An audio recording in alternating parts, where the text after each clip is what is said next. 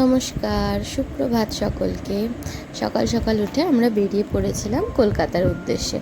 আজকে আমরা যাচ্ছিলাম বাইকে, আর বাইকে যেতে যেতে একটা টাইমের পর ভীষণ হাত পা ব্যথা হয়ে যায়, সব ব্যথা হয়ে যায়। ওই জন্য আমরা একটুখানি ব্রেক নিয়েছিলাম, একটা ধাওয়াতে ব্রেক নিয়েছিলাম।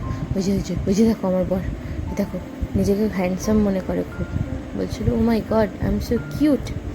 আমি যখন জিজ্ঞেস করলাম যে আমি কি, বলে হ্যাঁ কী আর বলবো, আমিও মেরে দিয়েছি দুম করে একটা। যাই হোক, এরপর দেখাবো, দেখো এই দেখো এই দেখো ভাই কী করে, আর এই গোদা ব্যাগটাকে আমাকে নিয়ে যেতে হয়েছে জানো। কী আর বলবো, যাকে রাস্তায় আস্তে আস্তে তো পুরো সোপাটে ভিজে গেছিলাম বৃষ্টিতে। দিয়ে স্নান টান করে বাড়ি এসে ওকে একটু চুল শুকিয়ে দিচ্ছিলাম, কারণ ওর একটু ঠান্ডা লাগার ধারটা আছে, তাড়াতাড়ি ঠান্ডা লেগে যায়। তো ওই জন্য একটু চুলটা শুকিয়ে দিচ্ছিলাম, বেশ মজা পেয়ে গেছিলো জানো। বলছিল এইখানটা একটু পাগুলো একটু শুকিয়ে দাও, ঘাটটা একটু শুকিয়ে দাও। গরম হাওয়াটা বেরোচ্ছিলো তো ভালোই লাগছিলো ওর বেশ। যাই হোক, প্রতি সেবা করা তো ভালোই, তাই দেখো ভালো করে খাওয়া টাওয়া দিয়ে চুলটাকে ওর আমি শুকিয়ে দিয়েছি। একটু কায়দা করা ওর স্বভাব, বলছিল দাও আমাকে আমাকে আমি নিজে নিজে করবো। আমি বললাম না বাবা, তুমি খারাপ করে দেবে, আমি নিজেই করে দিচ্ছি তোমাকে, থাক কোথায় শুকোতে হবে বলো শুধু। বাবা আবার চুলগুলো ইয়ে করে দিচ্ছে, রোম্যান্টিক। যাকে কী আর বলবো। তারপরে এই যে দেখো কে তোমার ছিল, বলছিল আমি খুব হ্যান্ডসাম, আমি খুব হট, এইসব বলছিল। যাই হোক, এইসব কেত টেত মেরে খিদে পেয়েছিলো ভাই, বহুত খিদে পেয়েছিলো। সকালবেলা খেয়ে দিয়ে বেরিয়েছিলাম, 2-3টে বেজে গেছিলো।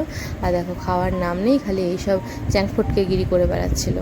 আর আমার কান্না পেয়ে গেছিলো ভাই খিদেতে। এই দেখো শাশুড়ি মা করে দিয়েছিল ইডলিগুলো না একটু চিপসে গেছিলো।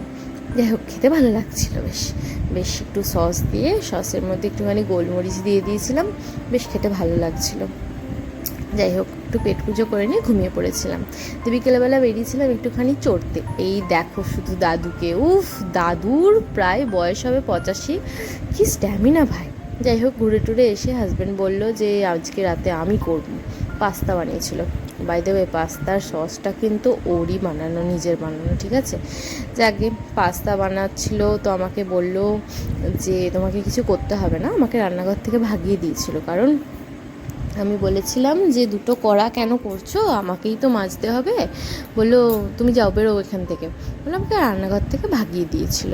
যাই হোক, রান্নাঘর থেকে ভাগিয়ে দেওয়ার পরে ওই যে নিচে বাসন মাজছিল, দেখতে পেলো তো কী করেছিল জানো, গ্যাসটা একদম হাইয়ে দিয়ে ওর মধ্যে তেল দিতে গেছিলো। এবার কড়া ওই তোমার স্টিলের কড়া, দাউ দাউ করে আগুন ধরে গেছিলো, দিয়ে নিজেই মেচেছে। আমি মাজিনি। দেখেছো কেন অসভ্য ছেলে, দেখেছো জামাটাকে কেমন আমার ভিজিয়ে দিল, ভারী অসভ্য বদমাইশ ছেলে।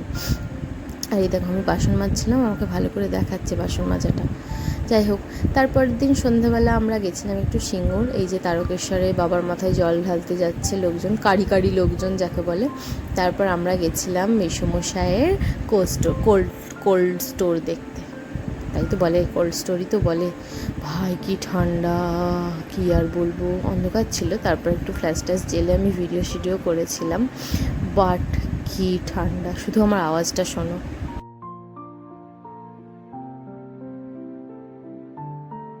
হ্যাঁ হ্যাঁ, এগুলো তো চন্দ্রমুখী থাকে। আচ্ছা, আর এই যে প্যাকেটগুলো, হ্যাঁ এতে থাকে জ্যোতি। হ্যাঁ, কি ঠান্ডা, ও বাবা গো। ঠিক আছে, ঘুরে পড়ি। এরকম গলি আছে, 12টা না কটা গলি আছে, প্রত্যেক গলিতে আলু আছে। হ্যাঁ, আমি আগে যাবো কি ঠান্ডা।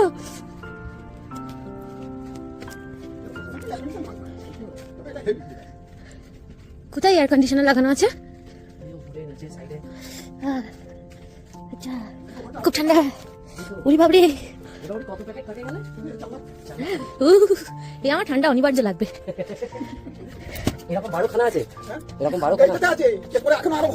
দেখা হবে পরের ভিডিওতে, বাই বাই।